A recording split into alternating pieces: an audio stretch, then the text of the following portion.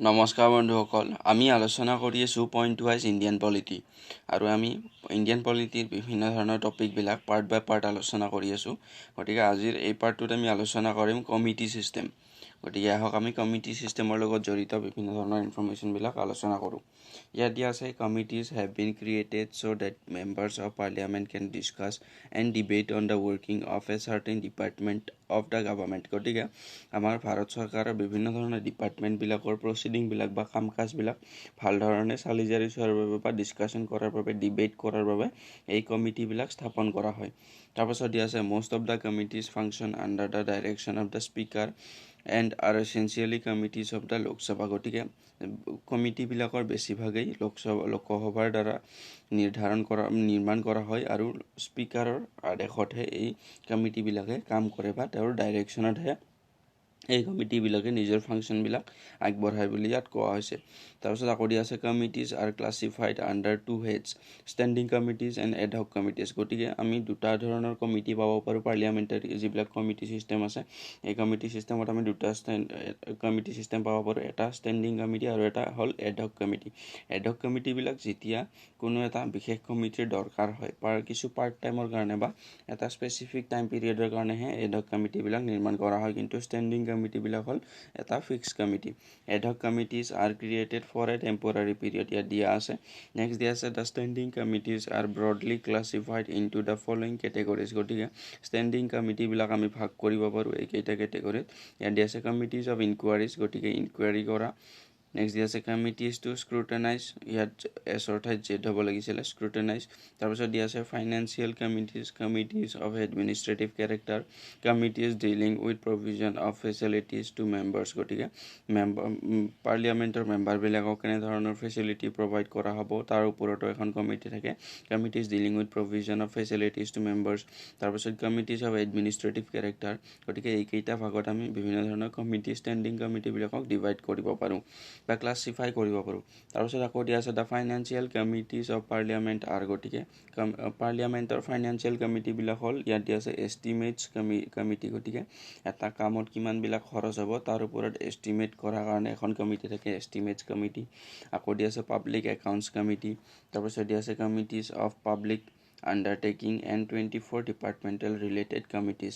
গতিকে এইকেইখন হ'ল আমাৰ ফাইনেন্সিয়েল কমিটি। তাৰপিছত আকৌ দিয়া আছে the public accounts committee was set up first in 1921। গতিকে আমাক সুধি দিব পাৰে যে পাব্লিক একাউণ্ট কমিটি প্ৰথম কেতিয়া স্থাপন কৰা হৈছিলে, 1921ত, under the provision of government of India act 1919। গতিকে 1919ৰ যিখন আমাৰ মণ্টেগো চেমছফৰ্ড ৰিফৰ্ম এক্ট আছিলে, সেই এক্টখনৰ জৰিয়তে আমাৰ 1921ত পাব্লিক একাউণ্টছ কমিটিখন গঠন কৰা হৈছিলে পোনপ্ৰথমবাৰৰ বাবে। তাৰপিছত আকৌ দিয়া আছে at present it consist of 22 members. গতিকে এতিয়া বৰ্তমান এই পাব্লিক একাউণ্টছ কমিটিখনত 22জন মেম্বাৰ থাকে, 15 ফ্ৰম দ্য লোকসভা। গতিকে 15জন লোকসভাৰ পৰা আৰু 7জন ৰাজ্যসভাৰ পৰা। নেক্সট আছে since 1967 a convention has developed whereby the chairman of the committee is selected invariably from the opposition. গতিকে কমিটিখনৰ যিখন আমাৰ পাব্লিক একাউণ্টছ কমিটি থাকে তাৰ চেয়াৰমেনজন আমাৰ অপজিশ্যনৰ পৰা চিলেক্ট কৰা হয় বা ইলেক্ট কৰা হয়। তাৰপাছত চিলেক্ট কৰা হয়, ইয়াত দিয়া আছে selected invariably from the opposition. গতিকে আমাক সুধি দিব পাৰে যে পাব্লিক একাউণ্টছ কমিটিখনৰ চেয়াৰমেন কোন হয়, তেতিয়াহ'লে আমি ক'ব লাগিব চেয়াৰমেন ফ্ৰম অপজিশ্যন। গতিকে আমাক অপশ্যনত দি দিলে আমি চেয়াৰমেন ফ্ৰম অপজিশ্যনটো ক্লিক কৰিব লাগিব। তাৰপাছত আকৌ দিয়া আছে the origin of the estimates committee can be traced to the standing financial committee set up in 1921। গতিকে এই য'ত আমি এষ্টিমেট কমিটি এখন পাইছিলোঁ ফাইনেন্সিয়েল কমিটিৰ ভিতৰত, সেই তাৰ এষ্টিমেট কমিটিখনৰ অৰিজিন হৈছে বুলি ইয়াত কোৱা আছে যে standing financial committee set up in 1921ত গঠন কৰা ষ্টেণ্ডিং ফাইনেন্সিয়েল কমিটিৰ পৰাই এষ্টিমেট কমিটিখনৰ গঠন হোৱা বুলি ইয়াত কোৱা হৈছে।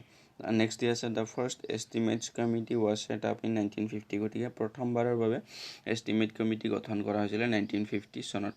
It has 30 members. গতিকে ইয়াত আছিলে 30জন member, all from Lok Sabha only. গতিকে এই অনলি থকা ষ্টেটমেণ্টবিলাক খুব ইম্পৰ্টেণ্ট হৈ যায়। আমাক সুধি দিব পাৰে যে প্ৰথম এষ্টিমেট কমিটি কেতিয়া গঠন কৰা হৈছিলে, 1950 চনত, আৰু ইয়াৰে মেম্বাৰবিলাক ক'ৰ আছিলে, ৰাজ্যসভাৰ নে লোকসভাৰ। তেতিয়া আমাক অপশ্যন দি দিলে আমি ক'ব লাগিব all 30 members were from Lok Sabha. very important.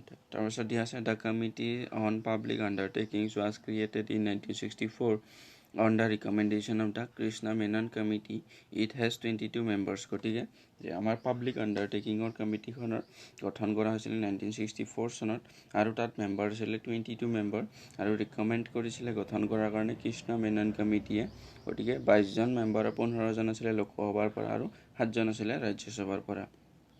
Next day in 1993, 17 department-related standing committees were set up. In 2004, 7 more committees were set up. গতিকে ইয়াত কোৱা হৈছে যে 1993 17 department-related standing committees were set up. গতিকে 17খন department-related committee গঠন কৰা হৈছিল 1993 চনত।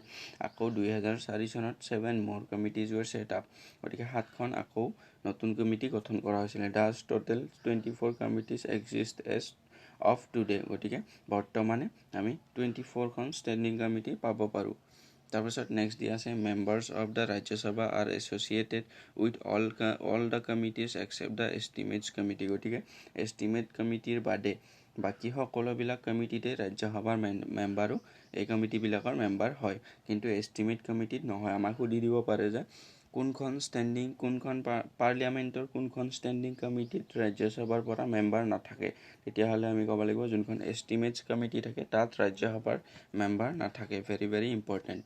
তাৰপিছত দিয়া আছে the chairman of all the committees except the joint committee on salaries and allowances of MPs are appointed by the speaker from amongst the member of the committee. গতিকে chairman গোটেই কমিটিবিলাকৰ যিমানবিলাক চেয়াৰমেন থাকে সেইবিলাক কমিটিখনৰ মেম্বাৰৰ মাজৰ পৰাই স্পীকাৰে নিৰ্ধাৰণ বা তেওঁ চিলেক্ট কৰি পিনে এপইণ্ট কৰে। নেক্সট দিয়া আছে in case speaker is a member of the a committee he becomes ex officio chairman of the committee. গতিকে আমি ইতিমধ্যে আলোচনা কৰিলোঁ যে কমিটি এখনত যিমানবিলাক মেম্বাৰ থাকে তাৰে পৰা সেই মেম্বাৰৰ পৰা এজন মেম্বাৰক চেয়াৰমেন হিচাপে চিলেক্ট কৰে স্পীকাৰে। আকৌ যদি স্পীকাৰে নিজেই এখন কমিটিৰ মেম্বাৰ হয় তেতিয়াহ'লে তেওঁ নিজেই এই কমিটিখনৰ এক্স অফিচিয়েল চেয়াৰমেন হিচাপে কাম কৰে। গতিকে এইখিনি আছিলে আমাৰ যিমান বিভিন্ন ধৰণৰ কমিটি ছিষ্টেমৰ লগত পাৰ্লিয়ামেণ্টৰ বিভিন্ন ধৰণৰ কমিটি ছিষ্টেমৰ লগত জড়িত ইনফৰ্মেশ্যনখিনি। ইয়াৰ পৰা খুব ইম্পৰ্টেণ্ট কথা এটা মন কৰিবলগীয়া আছে, যিখন আমাৰ এষ্টিমেটছ কমিটি আছিলে প্ৰথম গঠন হৈছিলে 1950 চনত আৰু এই এষ্টিমেট কমিটিখনত কোনো ধৰণৰ ৰাজ্যসভাৰ মেম্বাৰশ্বিপ নাথাকে, ইয়াত অকল মেম্বাৰ থাকে লোকসভাৰ। গতিকে দিছ ইজ ভেৰি ইম্পৰ্টেণ্ট। গতিকে ভিডিঅ'টো চোৱাৰ বাবে ধন্যবাদ। থেংকছ ফৰ ৱাচিং।